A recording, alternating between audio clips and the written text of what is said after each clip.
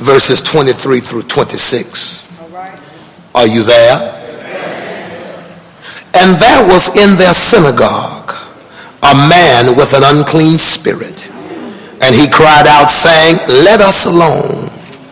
What have we to do with thee, thou Jesus of Nazareth? Art thou come to destroy us? I know thee who thou art, the Holy One of God. And Jesus rebuked him, saying, Hold thy peace, and come out of him. And when the unclean spirit had torn him, and cried with a loud voice, he came out of him. That 26th verse says, and when the unclean spirit had torn him and cried with a loud voice, he came out of him.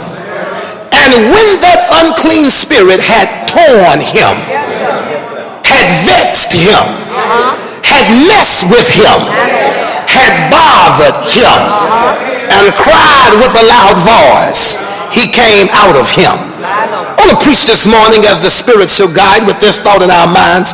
I look like what I've been through. Where this text takes up, Jesus has gone into Capernaum, and he has been invited to be the guest preacher teacher during the worship service. Now Mark would have us to know, you all, that the people were drawn to him. Not because he was teaching anything different than what they were accustomed to hearing, but because of the anointing and the authority with which he spoke. Let me say it again. Jesus has been invited to be the guest evangelist for the worship service. Now Jesus did not preach anything that they had not heard before, but they noticed while he was saying the same thing, there was something different about the way he was saying it. They immediately recognized that while he was saying the same words, he had an anointing, a level of authority that the other people did not have when they spoke.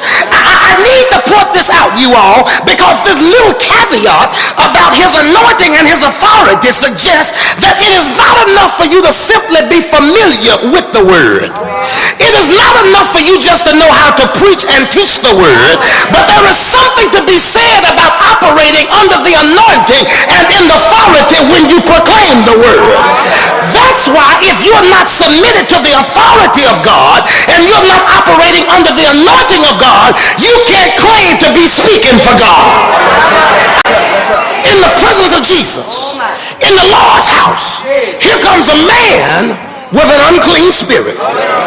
Now, this is where I got concerned, Pastor Darby, because the text suggests that there was an unclean spirit in the Lord's house, on the Lord's day, in the Lord's presence. Don't miss what I just said. Now watch this. Now I know we try to keep it hush-hush, and if you don't tell it, I won't tell it. We'll just keep this amongst ourselves. Is that all right? Saints of God, don't tell nobody now. But there are some unclean spirits in the church. Don't tell it. Watch this. That's why you have to be careful about trying to judge whether or not a person knows the Lord based on how they look.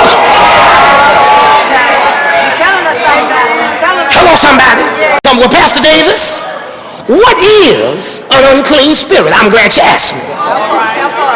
By Judaic definition, an unclean spirit is somebody whose personality has been damaged to the extent that they act as if they're under satanic control.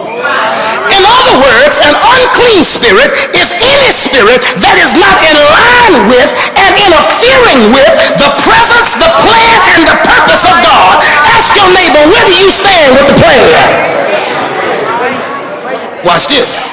Let me call the roll. Watch this. There is a spirit of jealousy in the church. Unclean spirit. Somebody is serving in ministry, blessing somebody's life, and the unclean spirit gets mad because you wanted the job, not the task, but you wanted it for the title. Jealousy. There is an unclean spirit of envy and hateration in the church. This is a spirit that affects folk who take issue with you because they are not confident in who God has made them to be. If you watch them now, they hate on the shouters. They need to sit down and don't take all that. They hate on the quiet folk. Look at them, they're too cute to give God some praise. They hate on you because of what you drive. Then if you ain't driving, they hating because they say you're working every day, you ought to have something to drive. I can't get no help in here. They hate on you because you've learned how to smile even when you want to cry.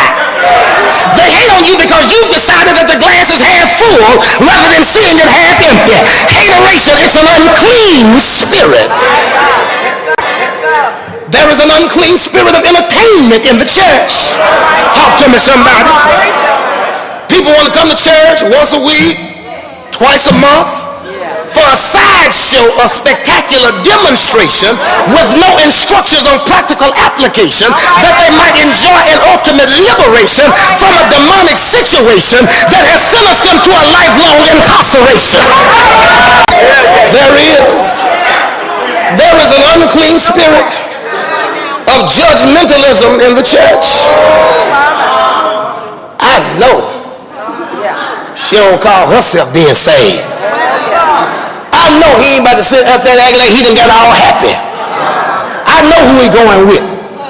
I know who she just broke. There is an unclean spirit of criticism in the church. Dion had a choir singing too long. Ron Crawford got that sound too loud. David's preaching all street and stuff like he ain't never been to school. Got them girls dancing up there shaking their tail, acting all worldly. Them ushers too flashy with them red ties. Got them acting all ghetto up in the church. Some of them act too sophisticated. Criticism, unclean spirit. There's an unclean spirit of searching in the church. You do know you got some. Now listen before I unpack this unclean spirit of searching. Don't look around. Look right at me. Then you're going to tell off on yourself. You got some folk who come not because they love the Lord, but because they've been taught that the church is a meat market. I wish I could talk to you. Some folk come to the church looking for a mate instead of trying to find the Messiah. You got some brothers who come to church looking for a lady instead of trying to fall in love with the Lord. You got some sisters who come to the church looking for a paymaster instead of trying to find the Prince of Peace. You're looking for somebody to pay your bills instead of trying to find the man that paid it all. I wish I had a praying church in here. Somebody ought to say something. An unclean spirit of stardom in the church. Stardom in the church. What's that, Davis? You got to be seen. You have to have your name called. You don't do anything just to bless the church, but you want everybody to know you did it. And then get mad if I don't take 30 seconds and call your name through the microphone. Unclean. Let me give you two quick things and we're going home. Here's the first one. The unclean spirit. I like this part. The unclean spirit, Billy, made one mistake. Can I tell you what it is? He let this man come to church. Here's the last thing. Here's the last thing.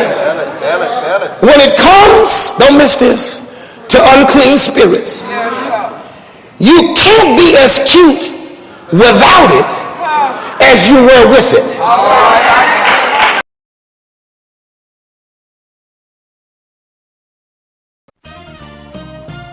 If you're like most people, you've probably grown weary of the ritual and routine of just attending church. Well, I want to introduce you to something relevant, something refreshing, and something real. Here at the St. Paul Church, we're preaching and teaching a practical faith message that's changing lives. Join me Sunday at 7:45 or 10 a.m. for a worship experience you won't soon forget. I'll look to see you in worship.